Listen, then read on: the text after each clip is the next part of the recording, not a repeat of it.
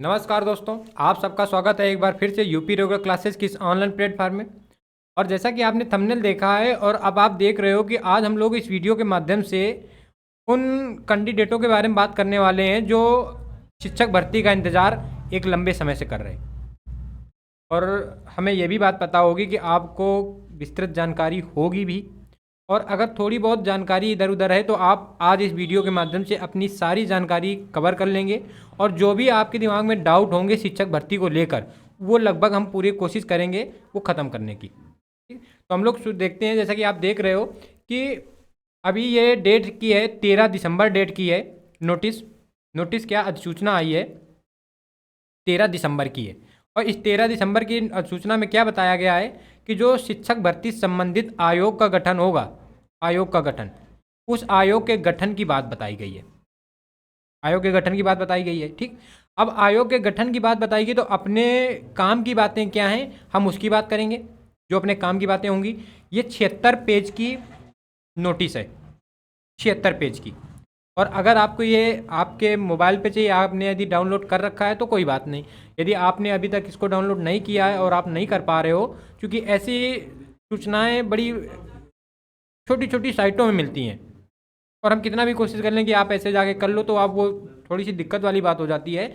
आपको बड़ी आसानी है, उसीलिए तो हम लोग जुड़े हैं और आपका इतना प्यार है कि हम लोग यूपी रेगुलर क्लासेस का टेलीग्राम चैनल है, इसी चैनल के नाम से टेलीग्राम चैनल है, आप जाइएगा आपको उसमें ये नोटिस मिलेगी। ठीक, अब हम लोग बात शुरू करते हैं कि जैसे उसने बताया है कि उत्तर प्रदेश शिक्षा चयन आयोग अधिनियम 2023 की धारा 27 के अधीन शक्तियों का प्रयोग करके राज्यपाल चयन की गुणवत्ता, निष्पक्षता और पारदर्शिता सुनिश्चित करते हुए योग्य एवं सक्षम अध्यापक प्रशिक्षकों का चयन करने और मार्गदर्शी सिद्धांतों का सुस्पष्ट समुच्चय जो आयोग द्वारा अपने कानूनी मान्यताओं का निर्वहन करने के लिए अपनाए जाने वाले प्रविषय शक्तियों, कृत्यों और प्रक्रियाओं का वर्णन करता है को स्थापित करने की दृष्टि से निम्नलिखित नियमावली बनाई जाती है। यानी जो अध्यापक बनेंगे वो योग्य कैंडिडेट होने चाहिए, योग्य नागरिक होने चाहिए, योग्य व्यक्ति होने चाहिए। उनके संदर्भ में उन्होंने ये नियमावली निकाली है।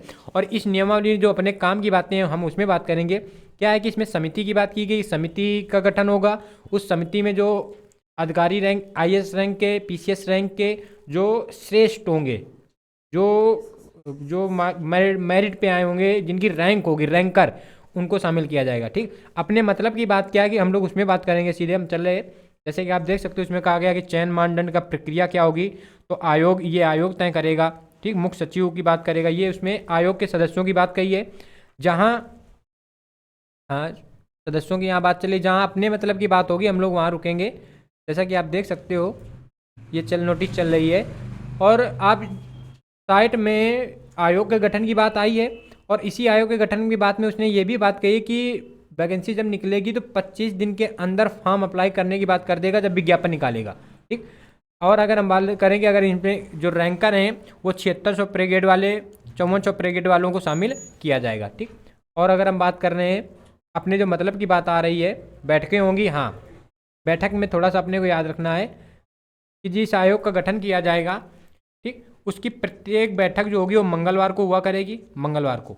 और जो काम करने का समयावधि होगी वो 10 से 5, अर्थात आप ये मानिएगा कि अधिकारियों के लिए, आयोग के सदस्यों के लिए मंगलवार का दिन फिक्स किया गया है और 7 घंटे का टाइम दिया गया कि आप 7 घंटे काम करोगे, डेली काम करना है आपको। तो आई होप सब कुछ अच्छा अच्छा रहा। तो अब ये मानिए कि वैकेंसी, टीचिंग की जो वैकेंसी, टीचर की वैकेंसी है, बहुत जल्द आएगी, बहुत जल्द आएगी, क्योंकि इतना समय अधिकारियों के लिए बहुत होता है। इतना समय वो बैठते हैं, इसके बाद उनके और तो सहयोगी होते हैं, असिस्टेंट होते हैं, वो ज़्यादातर काम वही करते हैं। तो जब अधिकारी रहता है ऑफिस पे तो काम ज़्यादा होता है, जिस दिन अधिकारी नहीं होता तो उस दिन काम नहीं होता है। तो आपको प्रत्येक मंगलवार की शाम या बुधवार को इससे संबंधित जो भी जानकारी आया करेगी आपको इस चैनल के माध्यम से, वीडियो के माध्यम से बताई जाएगी। यदि आपने चैनल सब्सक्राइब नहीं किया है तो चैनल को सब्सक्राइब करिए और बेल आइकन जरूर ऑन करिए। होता क्या है कि आप सब्सक्राइब कर लेते हो लेकिन नोटिफिकेशन ऑन नहीं करते हो, तो आप तो सब्सक्राइबर हो लेकिन आपको जानकारी आ नहीं रही है। जब आप सर्च करोगे तब आपको मिलेगी। तो जो घंटी वाली बटन होती है उसको क्लिक करिएगा, उसमें लिखा हुआ ऑल, तो ऑल नोटिफिकेशन कर दीजिएगा। ठीक, तो ये याद रखना, मंगलवार को बैठक हुआ करेगी, 10 से 5 बैठक की बात कही गई है। और अगर हम लोग बात करेंगे इसमें क्या बात कही गई है, शक्तियाँ किसके पास हैं, परीक्षा संबंधी शक्तियाँ किसके पास हैं, अध्यक्ष के पास हैं। ठीक, इसमें है क्या, सारे सदस्य तो होंगे सब IAS PCS रैंक के, एक न्याय विभाग से होगा। जैसे हम लोग कोर्ट में चले जाते हैं ना, कोई वैकेंसी है, कोई दिक्कत हो गई तो हम कोर्ट में, तो उससे पहले एक न्याय विभाग का कोर्ट का जज कोई होगा, जज रैंक का कोई व्यक्ति होगा, वो भी इस आयोग का सदस्य होगा, इससे इसका अंग बनेगा। और अगर हम बात करें, हम लोग साक्षात्कार बोर्ड का गठन किया गया है। साक्षात्कार बोर्ड के गठन के तहत क्या है कि जो पेपर होगा उसका 90% तो आपको करना होगा, वैकल्पिक होगा, इसके बाद 10% आपका इंटरव्यू में होगा अंकों का।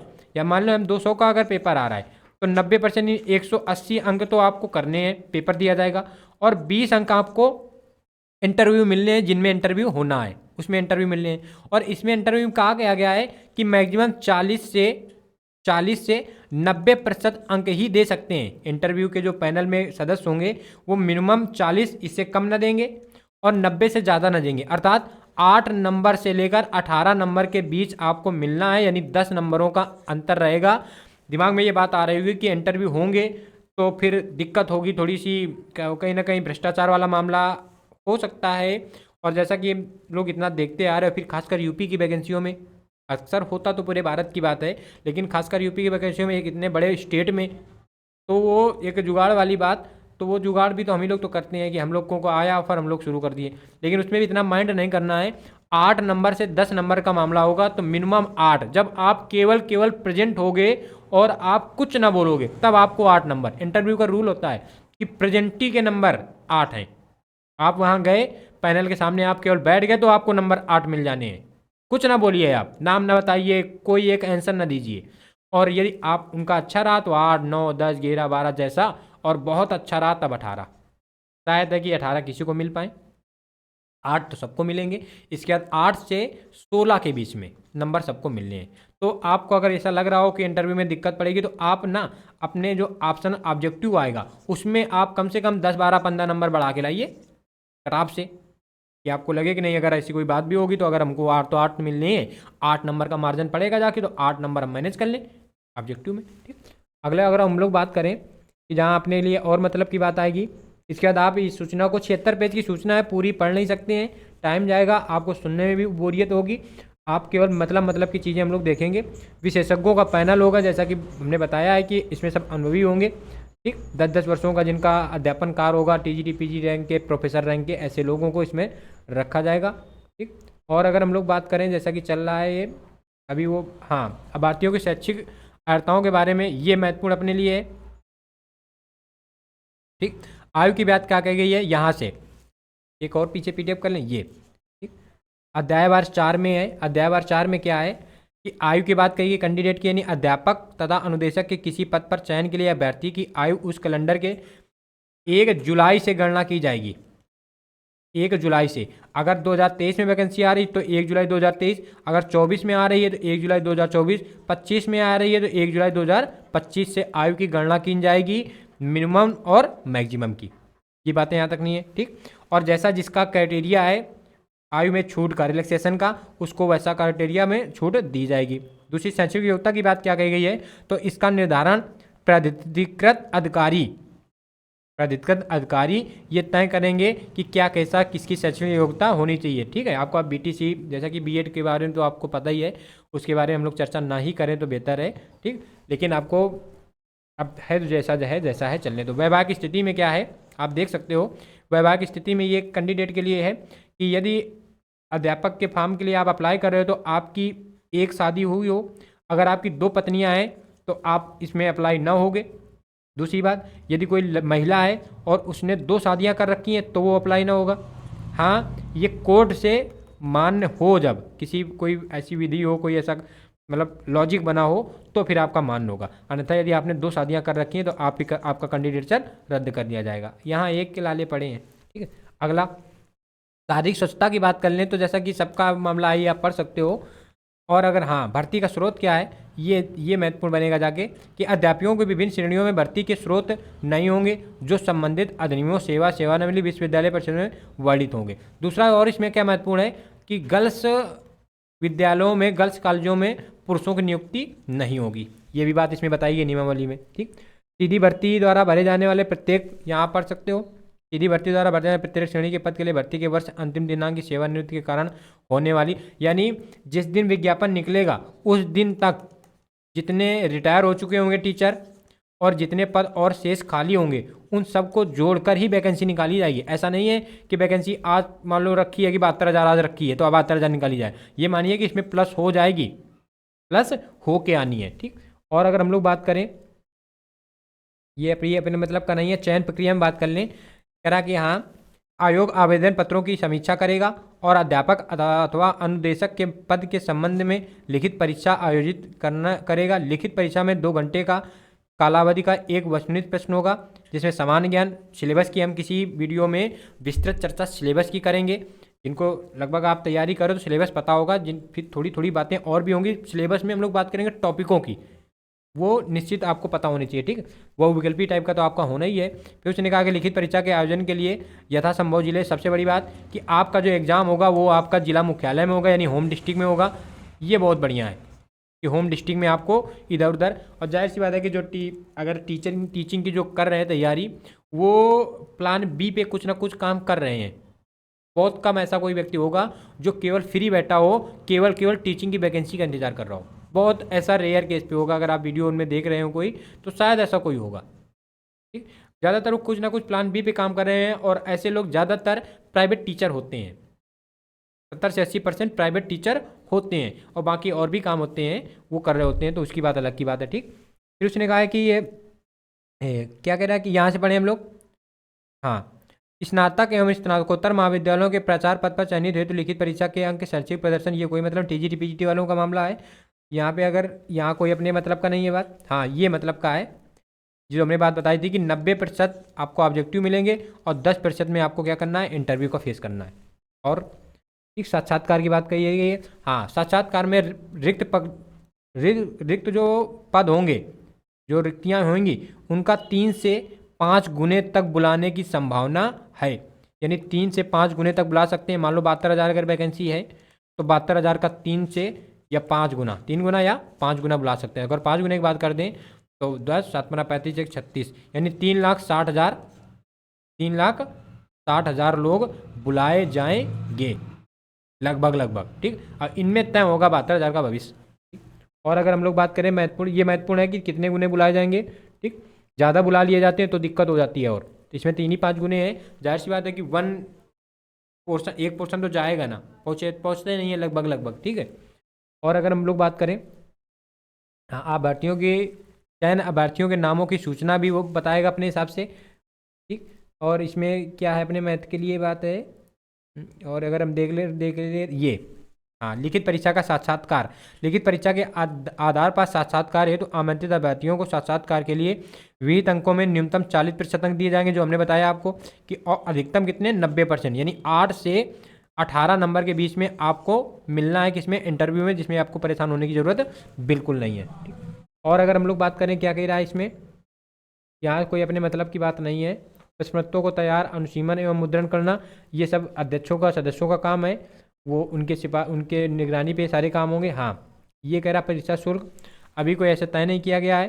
परीक्षा का संचालन की बात कर लें तो कह रहा है परीक्षाओं में संचालन के लिए समस्त प्रबंध ऐसे निर्देशों के अनुसार किए जाएंगे जो आयोग द्वारा इस निमित्त जारी किए जाएंगे। आयोग ऐसी परीक्षाओं में समुचित और समय में संचालन तथा उसकी गोपनीयता को बनाए रखने के लिए उत्तरदायी होगा। परीक्षाओं में संबंधित समस्त सुविधाएं लिखित रूप से होंगी और समस्त दस्तावेज और परीक्षाओं में संबंधित अभिलेख परीक्षा नियंत्रक की व्यक्तिगत अभिरक्षा में रखे जाएंगे, उसकी व्यक्तिगत अभिरक्षा में रखे जाएंगे। आज्ञा से किसकी है ये बात, तो MP अग्रवाल प्रमुख सचिव की बात है, MP अग्रवाल प्रमुख सचिव की बात है, ठीक। ये आपको याद रखना है। दूसरी अगर हम लोग बात करें कि जैसे कि मेरा हम लोग इधर अब आगे क्या, इधर इंग्लिश की बात आ गई, वही चीज़ इंग्लिश में लिखी है और ये पूरी 76 पेज हम अपने टेलीग्राम चैनल पे यूपी रेगुलर क्लासेस पे डाल देंगे। आप इंग्लिश वाले इंग्लिश वाला आप पढ़ लेंगे और हिंदी मीडियम वाले हिंदी मीडियम की बात कर लेंगे। और यदि आपको इसको ऑफिशियली डाउनलोड करना है तो उसकी भी बात हम बता दे रहे हैं आपको, ऑफिशियली कहाँ से डाउनलोड होगा। इसी में नीचे साइट दे रखी है, उसको हम थोड़ा सा ला रहे हैं, तो आप जैसा देख सकते हो स्क्रीन पर आप बने रहिएगा। यदि आप वास्तव में टीचिंग में अपना करियर बनाना चाह रहे हैं, आपने BTC कर रखा है और अब आपको तैयारी करनी है और इसका आपको भर्ती का इंतज़ार है, तो ये विश्वास मानिएगा कि आप वैकेंसी तेज आएगी, वैकेंसी निश्चित आएगी। और एक टीचिंग विभाग में तो एक लंबे समय से नहीं आई है, इसकी तो आनी निश्चित है। ठीक, चूँकि अदर राज्यों में मामला बढ़िया चल रहा है, बिहार का जैसा आपने देखा ही होगा, हो सकता है कुछ लोगों ने बिहार का भी दिया होगा। तो जो प्राइमरी लेवल का एग्ज़ाम होगा वो केवीएस लेवल का पहुंचेगा, और जो टीजीटी पीजीटी लेवल का एग्ज़ाम पहुंचेगा तो वो बिहार बीपीएससी के बराबर लगभग पहुंचेगा। जो बिहार टीचिंग का आया है मामला उसके बराबर लगभग वो उसका प्रारूप होगा, एग्ज़ाम का जो स्टैंडर्ड होगा वो उसका एग्ज़ाम का स्टैंडर्ड होगा। ठीक, आपको ये नोटिस निश्चित पढ़नी होगी। और हम बात कर रहे थे कि साइट की कहाँ से आप निकालोगे, तो हम आपको जूम करके थोड़ा सा दिखाना चाहेंगे। जैसा कि आप देख रहे हो ये लिखा है, ये सबसे बड़ी बात कि इसमें जो हमने जहाँ प्रमुख सचिव की बात की थी वहाँ किसी की सिग्नेचर नहीं है। तो हो सकता है किसी को ये लग रहा हो कि ये ऑफिशियली नहीं है, ऑफिशियली है। उसने सीधे कहा है कि इसमें सिग्नेचर नहीं है। क्यों नहीं है? क्योंकि ये इलेक्ट्रॉनिकली जारी की गई है, इलेक्ट्रॉनिकली जारी टाइपिस्ट करके जारी कर दी गई है। ठीक, ये हस्ताक्षर की आवश्यकता नहीं होती। जो इलेक्ट्रॉनिक चीज़ जारी की गई तो इसमें हस्ताक्षर की आवश्यकता नहीं है। और फिर कहा है कि इस शासनादेश की प्राथमिकता वेबसाइट, ये आपको वेबसाइट दिख रही हो सकता है ना दिख रहा हो, और इसको हम जूम करने की कोशिश करेंगे। आप स्क्रीन पे बने रहिएगा। जैसा कि आप देख सकते हो, अब आपको ये निश्चित ही स्क्रीन पे थोड़ा सा जूम दिख रहा होगा। एक मिनट और रुक जाइए, आप थोड़ा सा स्क्रीन पे बने रहिए और हम जूम करने की पूरी कोशिश कर रहे हैं इसको। ये, और अगर हम जूम करने की इसको कोशिश करें आपके स्क्रीन पे और बड़ा दिखेगा। आप इस साइट का स्क्रीनशॉट ले सकते हैं। आप इसका एक मिनट उसमें, ये अब आपको निश्चित ही दिख रही होगी इसकी ये साइट। ठीक, तो आप इसमें जाइएगा, इससे आप डाउनलोड कर लीजिएगा। यदि आपको शक लग रहा हो कि ये ऑफिशियली नहीं है, और यदि आपको लग रहा हो कि ये ऑफिशियली है, तो यूपी रेगुलर क्लासेस की टेलीग्राम चैनल पे आप जाइएगा और आपको उसमें ये मिलेगी। ठीक, अब हम लोग बात कर लें थोड़ी सी। जैसा कुछ ने इसमें कहा है, आप जब पूरा पढ़ोगे तो आपको उसमें मिलेगा। उसने इसमें कहा है कि जैसे ही विज्ञापन आएगा तो विज्ञापन के 25 दिन में फॉर्म निकालना होगा। विज्ञापन के 25 दिन में फॉर्म, यानी कैंडिडेट से फॉर्म लेने होंगे, और बहुत जल्द इस भर्ती प्रक्रिया को संपन्न कराना होगा, बहुत जल्द। यदि अब बात करने की तैयारी की अगर बात, तो जाहिर सी बात है कि जितने टीचर पे जा रहे हैं, टीचिंग की तैयारी करें, तो वो सब सीनियर हैं, लगभग सब समझदार हैं, सब सीनियर हैं। आप तैयारी कर रहे होगे, आप तैयारी आपकी ओहापोह की स्थिति में चल रही होगी। ठीक, आपको रेगुलरिटी रखनी है। वैकेंसी कब आएगी इसका अंदाज़ा किसी को नहीं है, बिल्कुल नहीं है। ठीक, और कोई अगर बता रहा है तो झूठ बता रहा है, क्योंकि अभी आयोग का गठन की बात कही गई है, और अभी आयोग के गठन के सदस्यों की मांग की गई है कि आयोग के सदस्य कौन कौन आएंगे, वो फॉर्म अप्लाई करें। इसके बाद उनमें चयन किया जाएगा, तो ये प्रोसेस समथिंग चलेगा 1-1.5 महीने 2 महीने, तब वो आयोग के सदस्य बन के तैयार होंगे। फिर उनके पास भर्ती की आएगी कि नहीं, कहाँ कितनी वैकेंसियाँ खाली हैं किस विभाग में, फिर वो उस वैकेंसी का एनालिसिस करेंगे और तब जाके ये वैकेंसी निकलेगी, नोटिफाइड होगी। तो आप ये मानिए कि लगभग कितना भी लेट होगा ना, तो 2024 में आपको टीचर का एग्ज़ाम देने को निश्चित मिलेगा, ये तय है। टीचर का एग्ज़ाम निश्चित मिलेगा देने को। अब उस टीचर के एग्ज़ाम में अब अपनी तैयारी रखिएगा। है क्या कि दिमाग में कई सारे विचार आते हैं, कई सारे मतभेद हो जाते हैं कि अभी ये चल रहा है, सरकारी काम है। इन केस उसने वैकेंसी निकाल दी और उसने जल्दी जल्दी काम करा लिए, तो फिर आप क्या करोगे? आपको अपने आप से एक्सक्यूज करने की ज़रूरत नहीं है, आपको खुद को बेवकूफ़ बनाने की आवश्यकता नहीं है। और यही होता है कि आप ज़्यादातर हम लोग खुद को बेवकूफ़ बना लेते हैं और कल पे डाल देते हैं। आपने जैसे ही नोटिस पढ़ी है वैसे ही आपको अपना प्लान बना लेना है, अपनी दिनचर्या सेट कर लेनी है, और आपको सिलेबस के अकॉर्डिंग, बहुत जल्द हम लोग सिलेबस की बात करेंगे अगले वीडियो पे या 1-2 दिन के वीडियो पे। हम आपको जैसे ही सिलेबस हम लोग टॉपिक निकाल रहे हैं कि जैसे आपका एनवायरनमेंट आना है तो उसमें टॉपिक कौन कौन से आने हैं, किन से क्वेश्चन ज़्यादा बनाने की कोशिश करता है, वो एनालिसिस चल रहा है। इसकी वजह से वीडियो सिलेबस का थोड़ा सा लेट है, लेकिन निश्चित ही हम 1-2 दिन में आपको वीडियो सिलेबस का देंगे। आप अपनी तैयारी रखिए, अभी से तैयारी करने लग जाइएगा। ठीक, जो पोर्शन जीएस का है, वो एनवायरनमेंट की बात करें, हिस्ट्री पॉलिटी की बात करें, या हिंदी के जो पोर्शन है, वो आप यूपी रेगुलर क्लासेस को अपना माध्यम बनाइए। आप विश्वास मानिएगा कि यूपी रेगुलर क्लासेस आपके एग्ज़ाम में एक बेहतर स्कोर के क्वेश्चनों को टच कराएगा। आई होप आपको ये जानकारी अच्छी लगी होगी और हम आपके उज्जवल भविष्य की कामना करते हैं। आप इस चैनल को सब्सक्राइब करिएगा। जैसे ही कोई जानकारी आएगी, पहले तो हम सिलेबस का बनाएंगे वीडियो, और जैसे ही कोई जानकारी आयोग से निकल के आएगी हम निश्चित ही वीडियो के माध्यम से आपसे जुड़ेंगे। ठीक, इसके बाद आप जहाँ से जो जानकारी ले रहे हो आप जानकारी लेते रहिएगा। ठीक, सबसे बड़ी बात यह है कि आप ज़्यादा फरेब पे ना आइएगा। वैकेंसी कब तक आ रही है इसका कुछ अंदाज़ा नहीं है, फिर स्पष्ट किए दे रहे हैं। कितनी आ रही है इसका भी कुछ अंदाज़ा नहीं है, लेकिन आ रही है ये श्योर है, वैकेंसी आ रही है ये श्योर है। ठीक, आई होप आपको हमारी बातें समझ में आई होंगी और हमने पूरी कोशिश की है आपको अपनी बातें समझाने की। मिलते हैं नेक्स्ट वीडियो पे, तब तक के लिए नमस्कार, जय हिंद।